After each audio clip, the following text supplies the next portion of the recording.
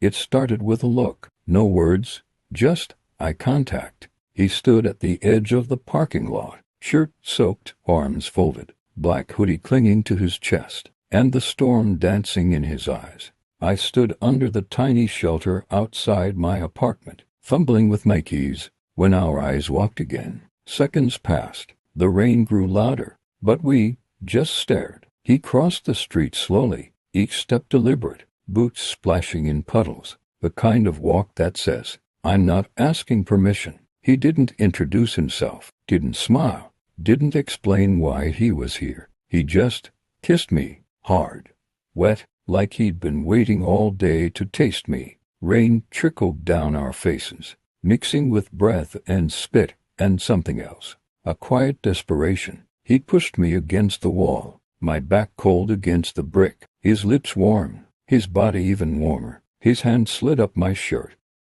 He leaned in, mouth brushing my hair. "Don't say a word." And I didn't, because I couldn't. He kissed me with voracious hunger like he'd been starving all day. We crashed into my apartment like a storm. He kicked the door shut with his boot. Wet clothes peeled off fast like they were in our way. His hoodie hit the floor. Underneath, muscles like stone, tattoos dripping ink down his chest, light reflecting off his soaked skin like liquid bronze. He grabbed my face again, kissed me like it was his job, bit my bottom lip, then softened, only to grow rough again. I reached for his belt. He didn't stop me. His hands pinned my wrists to the wall. "Not yet," he growled, voice thick and low. Instead, he dropped to his knees, ran his hands down my legs slow, kissed my thighs like they were sacred. His mouth was everywhere, neck, chest, hips, but never where I needed it most. I whimpered, and he smiled. He finally let me touch him, and God, he was thick, heavy, already throbbing with the weight of want. He guided my hands down his length, showed me how he liked it. "Just like that,"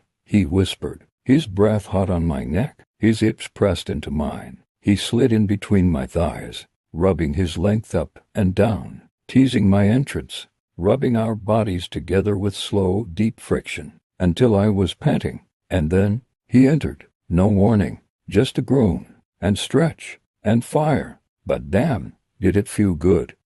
His beard ruffled my neck as he pounded me with passion in his eyes.